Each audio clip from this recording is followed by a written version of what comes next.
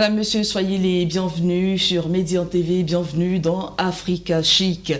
La mode est une industrie souvent critiquée pour son impact écologique, production massive, pollution, déchets textiles. Pourtant, une révolution silencieuse est en marche portée par des créateurs qui misent sur le recyclage et l'éco-conception. Dans cette dynamique que s'inscrit le Festival international de mode et de recyclage FIMORE, qui célèbre cette année sa 4e édition. Mais concrètement, quel est l'impact de la mode recyclée sur l'environnement? Peut-elle réellement aider à lutter contre le réchauffement climatique ou est-ce juste un effet de mode? Pour en parler, nous recevons aujourd'hui le promoteur de ce festival dont je parlais, Sia Kelly Prosper, qui nous explique comment son festival contribue à une mode plus durable et responsable. Mais avant de lui donner la parole, je vous propose justement de voir un reportage sur la mode, le textile et le recyclage. Il s'agit d'une exposition inédite qui a été organisée par le ministère de l'Environnement et du Développement durable. Objectif, sensibiliser le public à l'économie circulaire et à la valorisation des déchets issus du textile. C'était à l'occasion de la Journée internationale du zéro déchet. Le compte rendu avec nos reporters Mélissa Kouné et Ange Wilfred. L'industrie de la mode contribue à la crise des déchets. 11% des déchets plastiques proviennent de l'habillement et des textiles. Portée par l'un des moteurs marketing les plus puissants au monde, elle possède un modèle économique qui repose sur un récit aspirant à la nouveauté, à l'immédiateté, à l'éphémère, alimentant une surconsommation massive et un gaspillage sans précédent. À cet effet, le ministère de l'Environnement, du Développement durable et de la Transition écologique, à travers la direction des déchets industriels et substances chimiques, organise des expositions d'œuvres d'art réalisées à partir des déchets issus de la mode et du textile.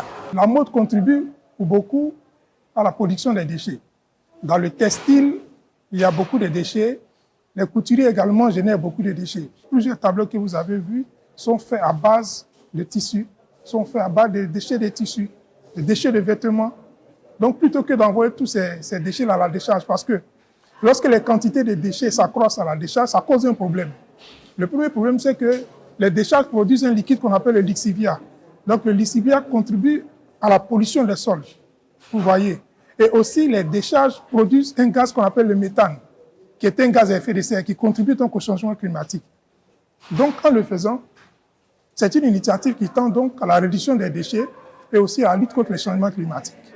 Ces expositions d'œuvres d'art s'inscrivent dans le cadre de la Journée internationale du zéro déchet, édition 2025, célébrée autour du thème « Vers le zéro déchet dans la mode et le textile ». Elle vise à promouvoir l'économie circulaire en démontrant comment donner une seconde vie aux déchets textiles. En Sprignon, Séné Alex, Sango Armen, 3 peintres, designers à cette exposition présentent leurs œuvres d'art au caractère écologique. Cette toile représente l'individu dans la société. J'ai essayé de matérialiser un individu à travers ma toile pour montrer l'importance que l'individu a dans la société et l'influence que la mode, tout comme la société, a sur cet même individu. Pour la conception, ce sont des laquais qui ont été recyclés, des matériaux recyclés, des laquais de tissus, de vieux tissus. Le message d'abord, c'est pour sensibiliser sur la protection de l'environnement, puisque je me suis engagé à être un artiste peintre engagé, écologique, qui lutte contre la pollution de l'environnement. Je faisais du recyclage depuis l'enfance. J'ai introduit ça dans la matière et c'est à travers ça que j'ai commencé à m'exprimer et je peux dire l'amour du recyclage, c'est depuis l'enfance. Cette journée-là est une grande occasion pour moi parce qu'à travers cette journée, c'est un privilège de venir montrer mon travail, mon talent et aussi éduquer une nouvelle génération sur le respect, la considération et l'amour de l'environnement à travers le recyclage. De nombreux visiteurs étaient à la découverte de ces œuvres d'art labellisées zéro déchet pour un environnement sain, vivable et propice. À travers cette journée, nous découvrons qu'on peut faire beaucoup de choses, surtout tout ce que nous considérons comme des déchets peuvent être réutilisés. Et vraiment, c'est un sujet de joie pour nous de voir que tout ce qu'on rejette, on peut redonner encore vie. Pour rappel, la journée internationale du zéro déchet est célébrée le 30 mars de chaque année depuis la 77e session de l'Assemblée générale des Nations unies du 14 décembre 2022, en réponse à la problématique liée à la gestion des déchets et leur impact sur l'environnement.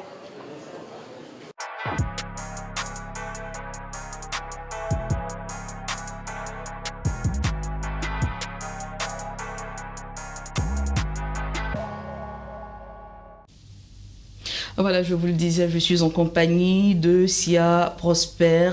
Il est le promoteur du FIMORE, le Festival international de mode et de recyclage. Bienvenue, très cher. Merci. Alors, quelle est donc la mission principale de votre festival et comment est-il né? Merci. Déjà, aujourd'hui, c'est un plaisir pour moi de passer à ce plateau. Merci pour cette occasion que vous m'accordez. Et aujourd'hui, la mission principale du Festival international de mode et recyclage, c'est déjà d'interpeller les acteurs de mode. Parce qu'aujourd'hui, en Côte d'Ivoire, on n'a pas vraiment conscience de ce que nous pouvons détruire notre environnement, nous, acteurs de mode. On n'a vraiment pas conscience. Et peut-être quelques-uns parmi les milliers de créateurs qui sont ici à Abidjan ont conscience, qui essaient de gérer un peu leurs déchets. Voilà. Mais à part ça, de milliers, je connais de nombreuses personnes aujourd'hui qui, quand ils finissent de travailler les soirs, ils balayent leur atelier et ils vont jeter ça à la poubelle. Les chutes Souvent de tissu. Même les chutes de tissu sont versées dans la rue, comme ça traîne partout. Autrefois, je faisais partie.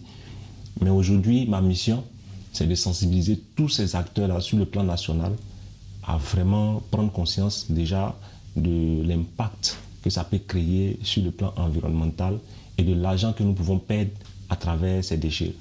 Très bien. Et je rappelle que votre festival se tient dans la capitale politique de la Côte d'Ivoire, à Yamoussoukro, depuis 4 ans maintenant. Alors, comment cette 4e édition se distingue-t-elle des précédentes?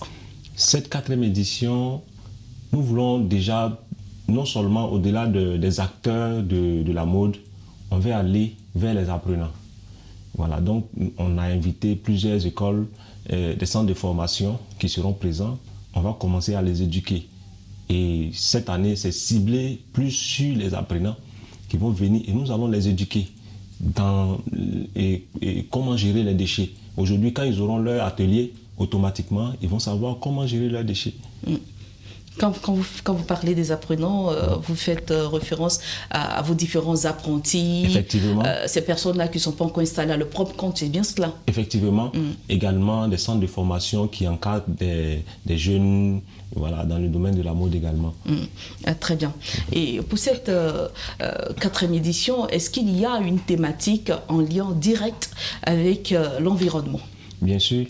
Le thème de cette année, c'est l'impact de la mode et du recyclage dans la lutte contre le réchauffement climatique. Très bien. Alors, quels sont, on va parler maintenant de ce qui nous attend pour cette année, quels sont les temps forts, quels seront les temps forts, quelles seront les grandes articulations de cette édition? Oui, cette édition, on aura pour la première journée la cérémonie d'ouverture avec nos autorités qui seront présents. Également, après la cérémonie d'ouverture, on va commencer avec les panels. Et on a aussi des panélistes qui vont intervenir depuis le Maroc et à partir de l'université Mohamed V du Maroc, et des panélistes qui sont ici également.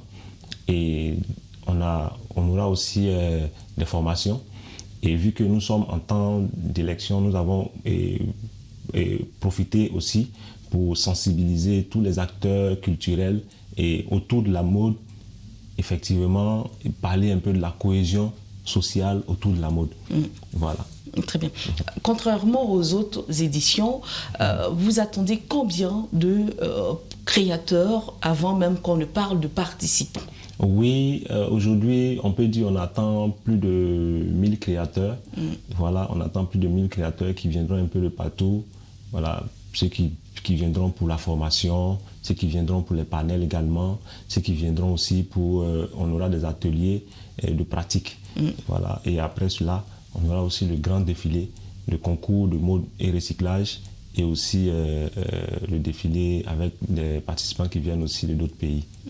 Parlons justement de ce concours. De quoi s'agit-il concrètement? Oui, il s'agit d'interpeller déjà les jeunes créateurs qui ont déjà leur entreprise, qui exercent déjà sur le terrain.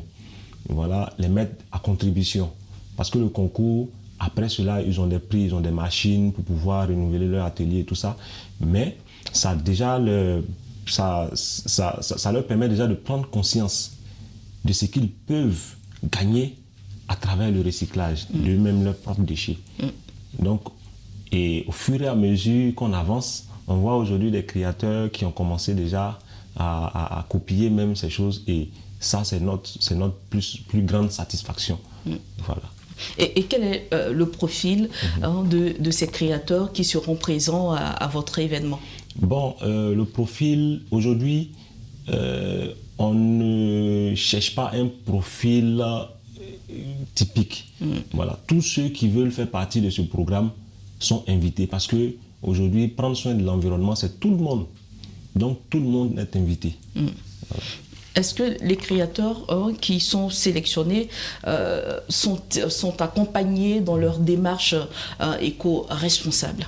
Oui, par moment, on essaie vraiment de faire de nos propres moyens, déjà, pour pouvoir les encadrer au fur et à mesure et voir un peu qu'est-ce que ça les apporte déjà dans leurs différents ateliers. Et nous sommes en train déjà de faire au fur et à mesure quelques tours pour voir ceux qui prennent cela au sérieux. Et cette année, on aura aussi un prix spécial, voilà, du meilleur recycleur des déchets textiles. Voilà, donc on a ce prix-là. Et il y a une dame vraiment qui prend soin, depuis la sensibilisation, qui a commencé à prendre soin de ces déchets de bout en bout. Voilà. Et les autres n'ont pas réussi à faire comme elle. Certains quand même ont commencé déjà à le faire, mais elle est vraiment avancée. Et on peut la prendre comme un modèle. Très bien. Voilà. Et quel type de création et de matières recyclées sont mis en avant cette année-là? Cette année, bon, c'est des tenues comme d'habitude, parce que tout ce que tu peux créer à base de déchets, en tout cas... Mais quel genre de déchets? On sait par exemple qu'il y a des chutes de tissus issues de vos différents ateliers. Hormis cela, est-ce que vous utilisez d'autres matières? Bien sûr, bien sûr. On utilise aussi des déchets plastiques, en tout cas tout type de déchets. Mais dans le concours, on a ciblé. Il y a une tenue qui est faite uniquement avec des déchets textiles. Voilà, on met en valeur tout ce qui est déchets textiles. Mais la deuxième tenue est faite avec tout type de déchets. On peut utiliser des déchets textiles mélangés avec d'autres déchets. Donc, en tout cas, on doit voir des déchets textiles dedans et d'autres types de déchets. C'est la condition. Voilà, ça c'est la condition. Donc, et après ça, maintenant, on vous évalue en fonction de la créativité et tout ça. Très bien. Voilà. Alors, est-ce que vous avez des retours concrets sur l'impact de votre festival depuis que ça a commencé, depuis la première édition? Est-ce que le festival a un impact significatif? Bien sûr, le festival a un impact très significatif. Parce qu'aujourd'hui, ça contribuait à la propriété de la ville de Yamoussoukro. Bien avant le festival, on voyait un peu comment la ville était. Ensemble avec nos opérateurs économiques et aussi les directions qui sont en lien avec l'environnement, on voit aussi leurs efforts. Mais également, on travaille aussi avec la population. Dernièrement, après un défilé, je crois que c'était la journée mondiale de l'environnement, voilà, j'ai fait un défilé de rue comme ça, et il y avait un jeune qui avait bu de l'eau. Donc naturellement, il voulait jeter. Et quand il a vu, il voulait jeter, j'étais là, je le voyais, je me demandais qu'est-ce qu'il allait bien faire avec ce sachet d'eau. Donc, quand il a vu la fille venir, il a saisi, il s'est retenu. J'ai dit, félicitations parce que ça m'a encouragé encore davantage. Voilà, c'est qu'on peut continuer toujours. Ça a vraiment de l'impact. Et on se dit finalement le message est passé. Effectivement. Très bien. Voilà. Mais outre la vie de Yamoussoukro, est-ce que l'impact se fait ressentir ailleurs vu que vos participants viennent de divers horizons? Bien sûr, bien sûr, bien sûr. Ici, à Abidjan même, je fais beaucoup de défilés. Voilà. Et puis dans toutes mes collections, par moment qu'on m'invite, je mets toujours une tenue. Voilà, pour sensibiliser la population. Une pièce recyclée. Que ce soit et aujourd'hui à Divo et à l'intérieur même du pays, je vois des gens qui ont commencé à confectionner des tenues et tout ça, même dans les défilés où on ne voyait pas ce genre de choses. Aujourd'hui, on voit et des gens sont en train de confectionner et franchement, ça me réjouit parce que je me dis que ça a commencé à vraiment impacter. Et l'objectif, c'est d'impacter, en tout cas de façon massive, et sur tout l'étendue du territoire, tous les créateurs et tout ça. Et même au-delà des frontières ivoiriennes, pourquoi pas? Oui. L'année dernière, il y a celle qui avait représenté le Congo, par exemple, m'a interpellé qu'elle allait voir un peu avec le gouvernement là-bas, vu qu'elle a un lien avec quelques personnes là-bas pour voir comment est-ce qu'on peut organiser le Fimoré au Congo. Et moi, ça m'a réjoui le cœur. Ça m'a réjoui le cœur. Très bien, voilà. On a bien noté. Alors, selon vous, comment la mode et le recyclage peuvent-ils contribuer à la lutte contre le réchauffement climatique? Oui, bien sûr. Déjà, bon... Avec ce que vous faites... Le fait même de pouvoir gérer déjà nos déchets. Parce que nos déchets là, vont boucher des caniveaux, user, comment on appelle ça, l'eau même qu'on utilise et tout ça. Et tout ça. Ce sont des choses en fait qui dégradent notre environnement. Et si nous, on arrive à les retirer de ces poubelles, si on arrive à les retirer des rues, on arrive à les retirer de tous ces endroits-là, je pense qu'on aura beaucoup fait pour la protection de notre environnement et de la lutte aussi contre le réchauffement climatique. D'accord. Alors, est-ce que vous pensez que l'Afrique est en avance ou en retard en ce qui concerne la mode durable? Oui, l'Afrique est en retard. L'Afrique est en retard parce qu'aujourd'hui, il y a des endroits aujourd'hui, peut-être quand on va passer avec une tenue faite avec des déchets plastiques par exemple, ils seront étonnés de voir ça. Mais pourquoi il fait ça? Pourquoi? Parce que la personne se demande, mais bon, automatiquement, aujourd'hui, il y a ceux qui peut-être sont dans l'actualité et tout ça, quand ils voient, automatiquement, ils savent que c'est la sensibilisation. Mais certains ne savent pas jusqu'aujourd'hui que c'est la sensibilisation. Ils pensent que c'est peut-être effet de créativité, bon, c'est pour cela que tu fais ça. Voilà, on est au-delà de cela aujourd'hui. Voilà, et je peux dire que l'Afrique est en retard. Je disais, tout à l'heure, vous êtes longuement revenu sur l'impact de votre festival. Est-ce qu'il existe aujourd'hui des collaborations avec des institutions, on va dire, environnementales pour amplifier votre impact, pour rendre ça encore plus visible, on va dire? Bien sûr. Déjà, au passage, je peux dire merci au ministère de la Culture et de la Francophonie, au ministère de l'Hydraulique, de l'Assainissement et de la Salubrité, aussi à la Chambre nationale des métiers de Côte d'Ivoire et à tous nos partenaires d'ailleurs, et qui nous accompagnent depuis la première édition de ce festival. Franchement, ce n'est pas évident de se lever comme ça un matin pour faire quelque chose. Et puis, bon, dans un premier temps, de façon institutionnelle, les gens vont mettre déjà leur logo. Et pour qu'une institution vienne mettre son logo, il faut en tout cas beaucoup de questions. Il faut voir d'abord à quoi ça ressemble. Mais moi, honnêtement dit, au premier écrit, et automatiquement, ces institutions-là ont commencé à nous accompagner institutionnellement. Et vraiment, moi, je salue cela. Et financièrement aussi. Voilà. Donc, mais qu'en est-il pour le ministère de l'Environnement, vu que là, on parle de pollution, d'environnement, de réchauffement climatique? Bon, là, c'est un appel que je lance aussi au ministère de l'Environnement. Peut-être que les courriers ne sont pas arrivés là où ça doit arriver véritablement. Sinon, on a frappé aux portes aussi du ministère de l'Environnement. Et bon, je me dis que ils sont en train de se réserver pour mieux sauter. Voilà. Donc, on conclut qu'il n'y a pas de collaboration jusque-là. Pour le moment. Pour le moment, pas de collaboration. Oui, d'accord. Donc, en plus de son impact écologique, en quoi la mode recyclée est-elle un levier d'emploi et de développement économique? Bien sûr, la mode recyclée est vraiment un levier de gros emploi.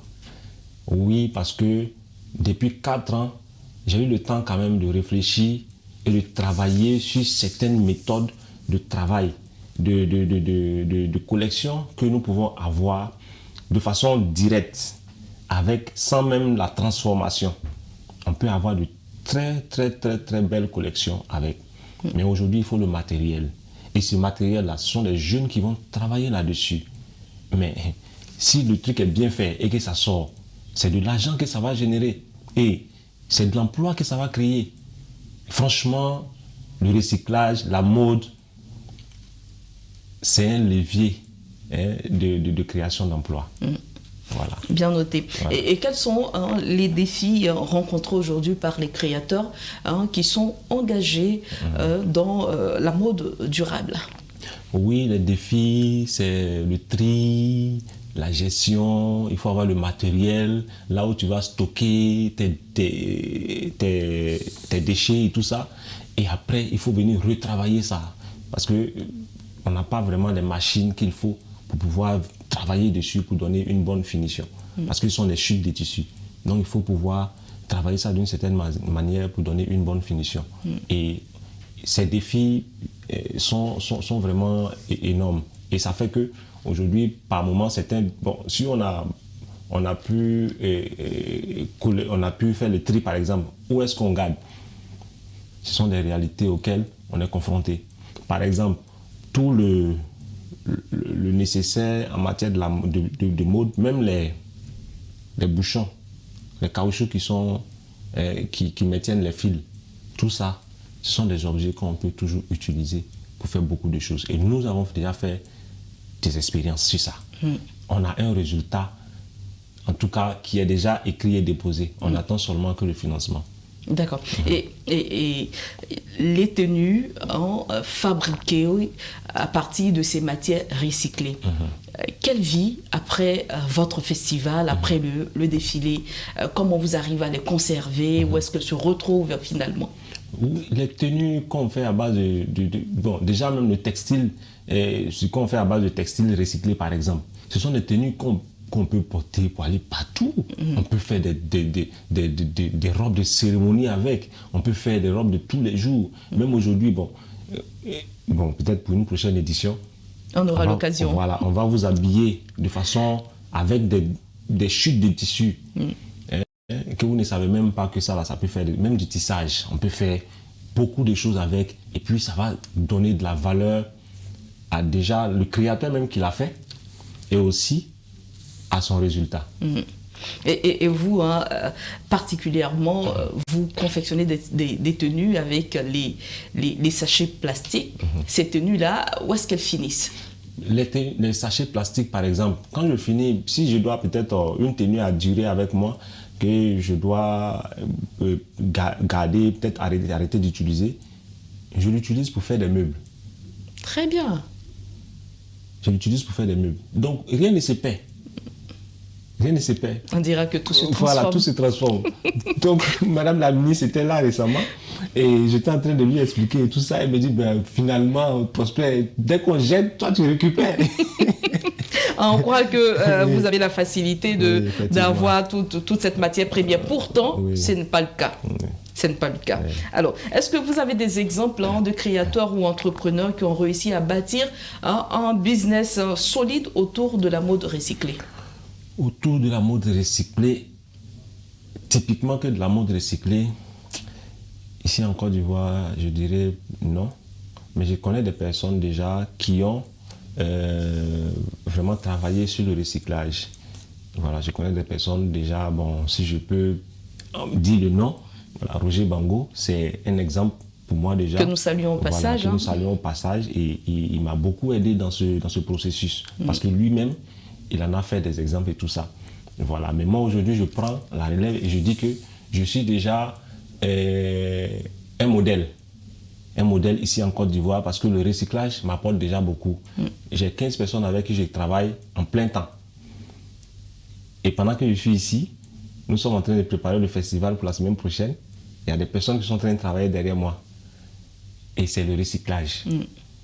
Donc, c'est le recyclage. Et c'est quelque chose qui demande énormément, beaucoup de temps, on va dire ça comme ça. En tout cas, Sia Kele Prosper, merci d'être passé sur notre plateau pour nous parler de la 4e édition de votre festival, le festival de mode et de recyclage qui se tient à Yamoussoukro pour cette année, comme d'habitude d'ailleurs. Oui, bien sûr. Voilà. Et vous l'avez compris, nous sommes au terme de cet entretien. Merci à tous ceux qui nous ont suivis. Merci à l'équipe en régie. L'information se poursuit sur Média TV.